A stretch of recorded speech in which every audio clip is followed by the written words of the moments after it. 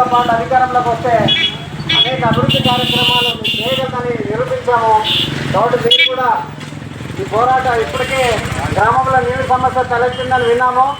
5 రోజులకు ఒకసారి నీళ్ళు వస్తున్నాయని విన్నాము. అది కూడా ఫిల్టర్ లేకుండా శుభ్రమైన నీళ్లు వదలడం లేదని వింటున్నాము. కాబట్టి మళ్ళీ పోరాటం చేయక తప్పదు. మనం ప్రభుత్వం గెలిపించినటువంటి అధికారులు స్థానిక నాయకులు ఊకే గెలిచినామని టైంపాస్ చేయడం తప్ప చిత్తశుద్ధితో ఖచ్చితంగా ఈ పరిష్కారం చేయాలని కృషి చేయడం లేదు.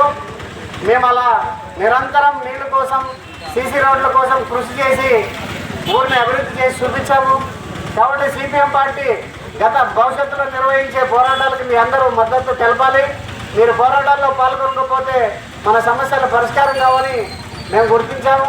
మీరు కూడా ఈ పోరాటాలకు సంఘీభావం తెలుపుతూ 14వ తేదీ ఆర్డబ్ల్యూఎస్ ఆఫీస్ ముందు జరిగేటువంటి పెద్ద ఎత్తున ధర్నాకి అందరూ హాజరు కావాలని మనస్ఫూర్తిగా కోరుకుంటూ ఈ అవకాశం ఇచ్చిన అందరికీ ధన్యవాదాలు. Thank you.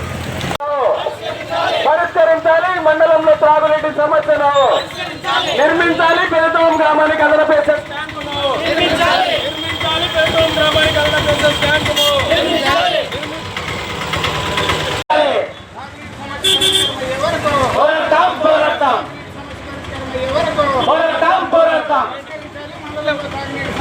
పరిష్కరించాలి. జిందాబాద్ జిందాబాద్ జిందాబాద్.